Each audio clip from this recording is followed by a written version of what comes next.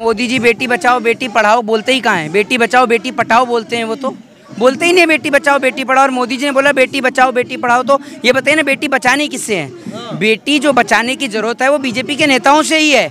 सबसे ज़्यादा बहन बेटियों की इज्जत और आबरू तो बीजेपी के नेता लूट रहे हैं। वो कुलदीप सिंह सेंगर जो बलात्कारी था, किसकी पार्टी का एमएलए? इनकी पार्टी का एमएलए है। जो वो विधानसभा में बैठकर पॉर्न वीडियो देख रहा था सब में, वो किसकी पार्टी का? वो आप बताइए ना किसकी पार्टी का नेता? वो इनकी पार्टी का नेता है। इनकी पार्टी के सारे नेता ऐसे ही हैं, गुंडे मवाली रेपिस्ट सब यही है इनकी पार्टी में। अच्छा व्यक्ति कौन है इनकी पार्टी में, जरा ये बताइए आप मुझे, है कोई एक व्यक्ति अच्छा? क्या नाम है, भारत को आत्मनिर्भर बना रहे हैं, बेटियों को भी आत्मनिर्भर बना रहे हैं। तो अगर आत्मनिर्भर आप बना रहे हैं तो देश के प्रधानमंत्री की जरूरत क्या है? प्रधानमंत्री स्वयं आत्मनिर्भर बने। जब रेल बिक गई तो रेल मंत्री की क्या जरूरत? जब एयर इंडिया बिक गया तो जरूरत आती है सिंधिया की क्या जरूरत? भाई साहब जरूरत क्या है, आप मुझे ये बताइए ना। जब सब कुछ आत्मनिर्भर हो रहा है तो प्रधानमंत्री की जरूरत क्या है इस देश में? प्रधानमंत्री स्वयं आत्मनिर्भर बने। और दूसरी बात ये है कि जब आप एक बात मुझे बताइए, अभी क्रिकेट के अंदर वो बीसीसीआई के अंदर वो मिश्रा के बेटे जैसाई को बना दिया, क्या जरूरत है उसको बनाने की? उसको आत्मनिर्भर बनाओ, पकड़े वकड़े तलवाओ उससे, भाई काहे को नहीं तलवाते उससे? स्मृति ईरानी जो है ये जंतर मंतर पे जहाँ बैठे हैं, यहाँ पर कुछ दिन पहले सिलेंडर वाला डिस्को चलता था। सिलेंडर लेकर बड़ा तगड़ा डिस्को यहाँ चलता था, बड़े टाइम हो गए, 10 रुपये सिलेंडर पे बढ़े थे, तब इधर डिस्को चलता था पीछे इधर वाली बाउंड्री पे। लेकिन आज वो डिस्को नज़र ही नहीं आता, पता नहीं बंद हो गया है क्या हुआ, समझ में नहीं आता। आज तो सिलेंडर बड़ा महंगा हो गया है। और बहुत सारे नेता यहाँ पर आते थे कि मेरे पति इतना कमाए जाते हैं लेकिन महंगाई डायन खाए जाते हैं। आज महंगाई पता नहीं क्यों नहीं खा रही है इन्हें। लेकिन स्मृति ईरानी की बेटी के ऊपर अगर आप कटाक्ष करेंगे तो स्मृति ईरानी सदन में खड़ी होकर चिल्लाती हैं, लेकिन देश की बेटियों की बात करेंगे तो स्मृति ईरानी के मुंह से आवाज़ भी नहीं निकलती है, चुप हो जाती है, मौन हो जाती हैं। यही है इनकी भारतीय जनता पार्टी के नेताओं का दोगला चरित्र। साध्वी प्रज्ञा ठाकुर हाथ में छुरियों में धार लगाने की बात करती हैं, लेकिन आप ये देख लीजिए जब बात देश की बेटियों की आती है तो मुंह से आवाज़ भी नहीं निकलती है। अच्छा, स्मृति ईरानी की अगर बात करें तो स्मृति ईरानी को पहलवानों ने बुलाया था, कहा था कि हमारे बीच आए, आई नहीं, क्या कहना चाहेंगे इस पर? अरे भैया स्मृति ईरानी आके करेंगी भी क्या है बताइए ना, वो क्यों आएंगी यहाँ पर?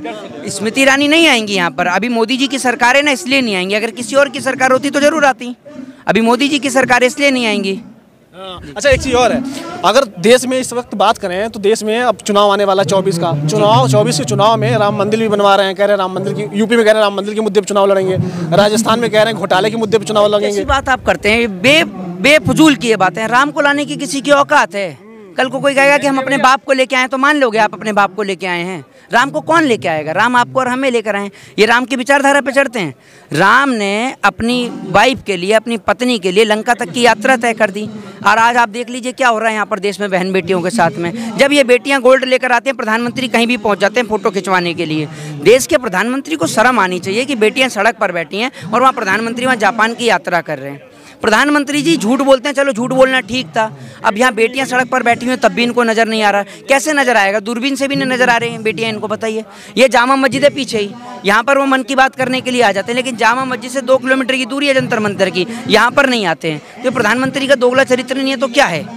अच्छा, अब 2000 की नोट जो है वो भी बंद कर दिए, कह रहे हैं हम भ्रष्टाचार पे ताला लगा रहे हैं, बहुत भयंकर। हाँ, तो पहले तो ये कह रहे थे कि भैया वो 1000 के नोट से जो है वो नोटबंदी करने के बाद में आतंकवाद की कमर टूट जाएगी। देख लीजिए कितनी तगड़ी आतंकवाद की कमर टूटी है। असल में क्या है, ये जो नोटबंदी है पहले से ही फ्लॉप रही है। नोटबंदी फ्लॉप रही है, लेकिन कोई बोल नहीं सकता है नोटबंदी को लेकर। आज देश की स्थिति क्या है, देश की बदहाली क्या है, पूरा देश देख रहा है। 6 महीने, हर 5-6 महीने में सरकार के पास में, अब ये किस लिए किया गया? लोगों का माइंड डाइवर्ट करने के लिए किया गया है। हर 5-6 महीने में सरकार कुछ ना कुछ ऐसा काम कर देती है कि जो लोगों के पास रोजगार नहीं है, वो रोजगार तो है उनके पास है नहीं, उसी काम धंधे में लग जाए। अब आदमी बैंक की लाइन में, ऐसा तो कोई इस देश में होगा नहीं जिसके पास 2-4 नोट भी ना हो, तो लगेगा ना बैंक में जाकर, बैंक की लाइन में तो लगेगा ही। आप ये सोच लीजिए, अब कोई लोग ऐसे भी हैं जो व्यापार करते हैं, जिन्होंने सेविंग्स करके रख रखी हैं, तो एक बार में 20,000 रुपये ही बदल सकते हैं। अब वो बेचारे इंतजार करें, रोज बैंक की लाइन में ही लगे। तो प्रधानमंत्री का काम ही यही है, लोगों को लाइन में लगा के ही मार देना। कभी राशन की लाइन में लगाना, कभी नोट बदलने की लाइन में लगाना, यही प्रधानमंत्री का काम है। पहलवानों को ही कहा जा रहा है बीजेपी के नेताओं के द्वारा कि उनका जो धरना है उसको पीछे से प्रोजेक्ट किया जा रहा है विपक्षी पार्टियों के द्वारा। अच्छा। उनके साथ कुछ हुआ नहीं है। ये बीजेपी की गंदी आदत है, हर चीज़ में यही कहते हैं। किसानों का धरना चल रहा था, उसको भी ये कह रहे थे राजनीतिकरण है, राजनीतिक पार्टियां सपोर्ट कर रही हैं। अरे भैया, कोई राजनीतिक पार्टी क्यों सपोर्ट करेगी? एक बात आप करिए, आप ब्रजभूषण को उठाकर जेल में डाल दीजिए, धरना बंद हो जाएगा। यही तो मांग है, कोई लंबी चौड़ी मांग तो है नहीं। ब्रजभूषण शरण सिंह का कुछ नहीं हो सकता, ये आज आप मेरे से लिख के ले लो। भाई साहब 50 से 60 डिग्री कॉलेज चलते हैं उसके, 50 से 60 डिग्री कोहली चलते हैं ब्रजभूषण शरण सिंह के। आप ये समझिए, हेलीकॉप्टर है उसके पास, अपना खुद का चार्टेड प्लेन है, करोड़ों रुपए की संपत्ति है, पार्टी को सपोर्ट करता है फुल पैसे से हर तरह से, ठीक है ना। तो ब्रजभूषण शरण सिंह का तो कुछ हो ही नहीं सकता, ये तो सब कहने वाली बात है जी। नगर में ब्रजभूषण सिंह तो खुलेआम घूम रहा है अपने क्षेत्र में, यहाँ तक कि उसके साथ के जो लोग हैं वो ये कह रहे हैं कि पहलवान जो हैं वो सिर्फ फेडरेशन का कब्जा करने के लिए आरोप लगा रहे हैं, हुआ कुछ नहीं होंगे। अरे तो फेडरेशन का आप एक बात बताइए, आपके परिवार से आपने कितनी कुश्तियाँ लड़ी हैं, कितने गोल्ड मेडल लेकर आए हैं आप, जो आप कुश्ती संघ के अध्यक्ष बन गए, आपका पूरा परिवार कुश्ती संघ से जुड़ा हुआ है, कितने मेडल लेके आया आपका परिवार, बताइए तो आप मुझे। एक आध मेडल लाया है नहीं लाया है? नेताओं के बेटे कितने मेडल लेकर आए, जरा गिना दो एक भी नेता के बच्चे। सब के सब के पेट ऐसी तोंद इतनी मोटी मोटी निकली हुई, सब हराम का खा के इतना भर लिया है घड़े जैसा कि वो पेट अंदर होने का नाम ही नहीं ले रहा है। जनता का सारा खून चूस लिया, जनता यूं हो गई है, और ये सब चूस चूस के इतनी बड़ी बड़ी तोंदे निकाल के बैठ गए। फिर हम कह रहे हैं कुश्ती जीतेंगे, कुश्ती जीतोगे आप 1 किलोमीटर भगने के बाद आपकी सांस फूल जाएगी, आप कुश्ती लेके आओगे गोल्ड मेडल। और गोल्ड मेडल, ये मेडलों की कीमत क्या लगा रहे हैं, 15-15 रुपये, 15 रुपये में मेडल मिलता है। तो फिर क्यों ओलंपिक खिलाते हो, देश के जो खिलाड़ी हैं उनको क्यों ओलंपिक खिलाते हो, बताइए ना आप मुझे। आज अगर पहलवान धरने पर बैठे हैं तो आपने मेडल की कीमत 15 रुपये लगा दी। जो वीरता पुरस्कार, शौर्य पुरस्कार से देश के जवानों को सम्मानित किया जाता है, आप तो कल को उसकी भी कीमत लगा देंगे। क्या ये देश के किसान का, देश के जवान का, देश के पहलवान का अपमान नहीं है? कई सारे जो खेल हैं उसके फेडरेशन हो, उसका संघ हो, उसमें नेताओं के बच्चे हैं, इसको कैसे देखते हैं? बच्चे हैं, क्यों बनाया जाता है इन्हें?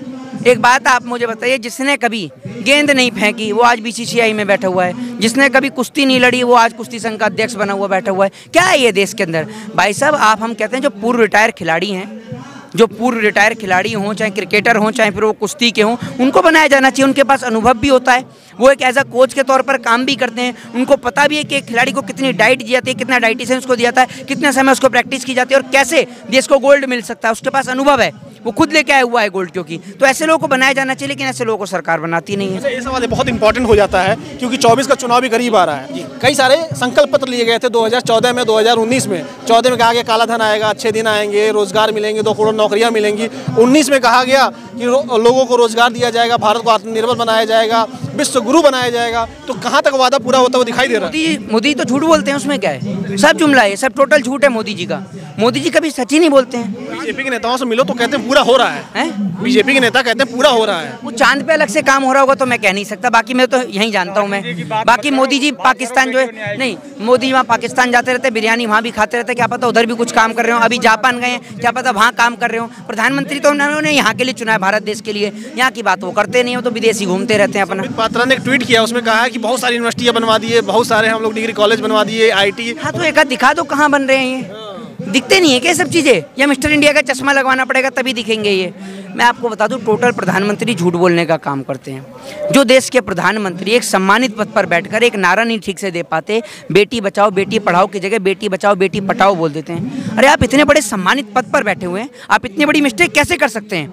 आपके मन में क्या चल रहा है ये बताइए ना आप मुझे। आपके पास ऐसे शब्द कहाँ से आते हैं? दूसरी बात, ये आपकी पार्टी के नेता जब विधानसभा में बैठकर पोर्न वीडियो देखते हैं, आप उन नेताओं से गुहार लगाएंगे कि वो बहन बेटी की इज्जत और आबरू बचाएंगे?